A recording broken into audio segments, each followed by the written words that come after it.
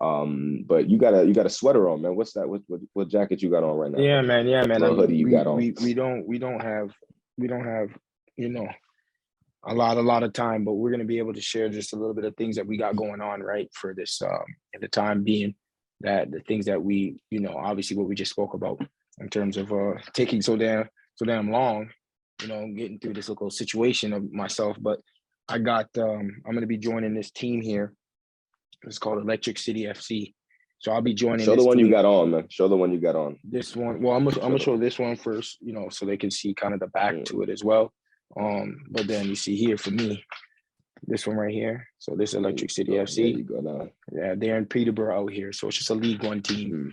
And I'm gonna be doing that for about 3 months, and then I'm hopefully gonna go out to Malta in Europe and play out there for a season or two, and get back to playing, getting back to doing what I love. And I don't want to cut you off, but I want you to break down why it's 3 months and why, like what is the situation, right? In your own words, however you want. Okay. So basically the league starts we start in April for Peterborough, right? And, obviously we have an agent. I have an agent like every professional player does, right? And he basically showed me that he has a team for me. He'll have some teams for me to go to in Malta in June, July. So he said, obviously, if I'm playing, like this is for all the people that play sports and want to know what we go through. So basically, he said, like, you can't just sit around and wait till June. You know what I'm saying? And then expect to go play Europe at a high level or a decent level and think you're gonna do something, right? So you have to do something in the meantime. So if I can't get into the CPL and play, then I'm gonna have to play in the League One, which is the one below the CPL, right? So I'm gonna have to go, and so I'm training each and every day. You know what I'm saying? I'm playing games on the weekend, and I'm able to stay sharp and do my thing. So by time June comes, I'm sharp. He has video that he can send more to different clubs out there and show them that I'm still the same player that I was in 2020, right? Like, we're just being realistic now, right? Like last time I played was 2020, so teams want to see, is this the same Jordan? You know what I'm saying? So they're going to want to see video. So that was the whole concept. That was the whole concept behind going and playing in Peterborough, is to go there. And maybe if I like it, if Miriam likes it, and, we can kind of start something new out there, maybe we might stay. Who knows? You know what I'm saying? But because I don't know the future, you know what I mean? Because they do have a good setup there, Peterborough. They're going to go to the CPL in a few years. They have a wicked community there. Everybody is like, Peterborough say like it's Peterborough's kind of out of Toronto, right? So it has like 100,000, 150,000 people there, and there's no like professional sports team in that city. So Peterborough basically is their main. The Electric City FC will be their main sport.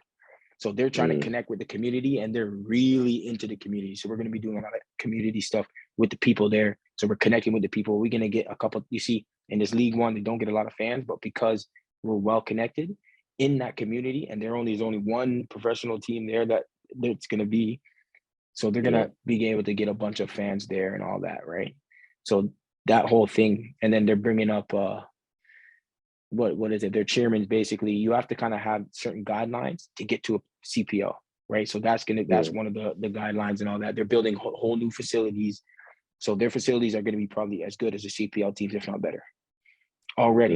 You know what I'm saying? So I like the direction they're going to, and it's a good spot for me, so I can train and play, and hopefully Miriam's there with me, and we can eventually shift from, if we like it there, we stay there. She's going to be playing for the women's team as well, if she decides that she wants to do it. So she'll play there, get that whole training like I am, and then we can shift to Malta if that happens. If not, we stay there.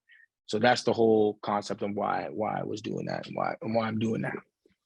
Yeah, that makes sense. So you have a few months to kind of get yourself back in the best shape. Not that you're out of shape, because I know you've been playing and staying on it, but playing games, we all know game legs are a whole different thing than running around, pick up, whatever, like real game legs, going 90 minutes and all that. And then you get to see if you want to do the Malta thing, which would be dope. Get you out to Europe. You've been talking about playing out there for a while, and that'll be a dope change of scenery.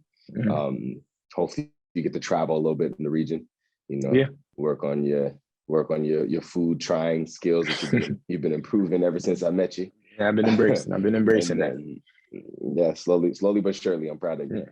So yeah, And then no, and then Peterborough back. That's what's up. yeah. So basically, that's what basically now for me, like, you know, if we doing this podcast and all that, like I found my thing now. You know, I've gotten back to what I do and what I've loved doing, and now I'm able to kind of, you know, push forward and you know, get my head on straight and then be able to do this podcast how it's supposed to be done. You know what I'm saying? And Yeah. and I'm happy right now, and we're able to do it and hopefully be successful with it.